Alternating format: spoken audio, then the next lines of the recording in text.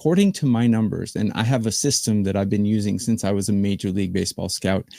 I rank all the teams for batting, bullpen, and starting pitchers, and I take the pitchers and I curve them to 30 so I can compare them. So I grade them on a curve. I have the Rays and the Angels, the two worst teams in Major League Baseball right now. They're the only two teams that rank bottom 3 in batting and bullpen. So obviously, I think the Phillies is the only way to go here. I'll go over my rankings real quick. Jesus Luzardo, and as I say, never bet against Jesus. But he's doing really good this season. His balls to strikeout ratio, excellent. Philly is batting right now number 5 in all of Major League Baseball out of 30 teams, where Tampa is batting 25th.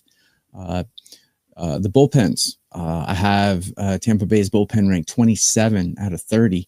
They're really known for their bullpen, and their bullpen is struggling right now. It doesn't mean that they have the 27th worst bullpen in all of Major League Baseball. It means their current form included, they're playing as the 27th ranked team right now. So their bullpen horrible right now. Phillies bullpen, I have them ranked 6.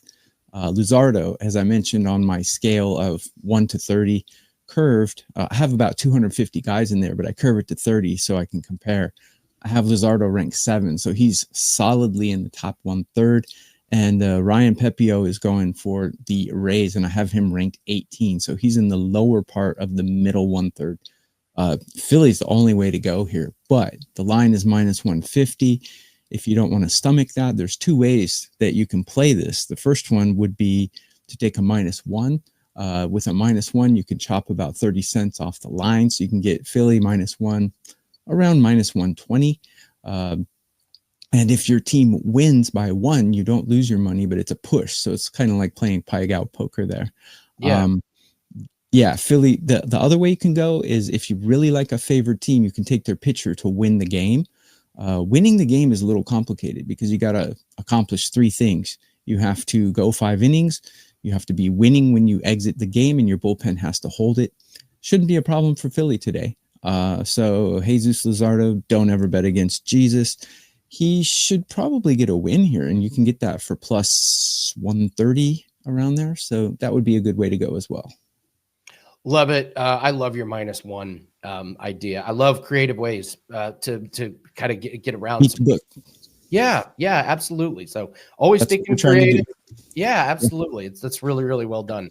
Let's talk about the Dodgers and the Diamondbacks. I mean, listen, we know that the Dodgers are just a buzzsaw. I think I looked. I think of their 12 losses, 6 were by like 1 run. So it's like even when they lose, like the game's like super close. Dodgers, Diamondbacks. Can you make a case for the Diamondbacks? I can't.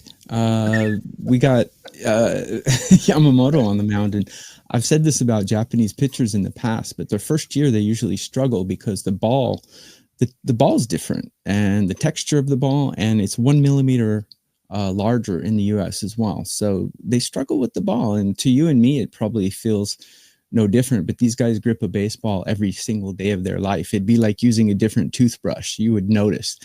So we're seeing that Yamamoto, his second year, he's excelling. As a matter of fact, how much is he excelling? He's given up in his last 6 starts, 0, 1, 0, 0, 0, 0, 2 earned runs in his last 6 starts. He's been amazing. He's on Cy Young ground here for the National League. Fortunately, he's not in the same league as Tarek Skubal or the guy Max Fried. So Brandon Pfaadt is an interesting guy, but he's inconsistent. He's got a whip 1.24, and against these Dodger batters, he's allowed an average against of 329, an OPS against of 951, where I consider 700 the Mendoza line. So it's Dodgers or nothing here. I know they're missing Edman, they're missing Teoscar Hernandez, but still, I have them ranked number 2 in all of Major League Baseball batting. Granted, the Diamondbacks are ranked 12. They have a decent lineup, but that Diamondbacks bullpen is horrible. They're ranked 27 right now, and they're missing 2 of their best guys. And even if they had their 2 guys, they'd have trouble getting to those two guys. So yeah, it's Dodgers or nothing. They're also a -150. You could parlay them together with Philadelphia and get plus money, or you could take them on a -1, or you could take Yamamoto to win the game at plus money, because he's definitely going 5 innings. Well, nothing is definite in sports betting. I learned that a long time ago, but he's a 95% chance to go 5 innings here. So I don't think we'll have much trouble with crossing that hurdle. I love listening to you talk baseball, Brandon. The way you attack it and the way you handicap it is really fun to watch. All day, baby. Yeah, yeah, and you have shown long-term results. That's why it's okay to talk about if we had a bad month, because you rebound quickly. I mean, I'm looking at these stats here: 180 units last year, 180 units last year. It was amazing. 145 of those were in MLB. So congratulations to you on that. Tell everyone what you have up at WagerTalk. Yeah, 2022, I was plus 250 units that year. That was a pretty good year as well. This year I am plus 60 right now. So this year I'm on, I set a goal at the beginning of the year. Usually I set it to win 10 units a month. And so if I'm plus 120 at the end of the year, I'd be happy. And I'm outpacing myself on that. I'm plus 60 right now. TB3, if you use that code on a 3-day pass when you check out, you can get 3 days of my all access for only $39. If you consider a 5% play costs $35, $4 more, and you can get 3 full days of access, including all 5%, 4% plays. It's a great deal. You can use that. I have 3 MLB feature plays out today. If you buy the 3-day pass, you can get all of those included.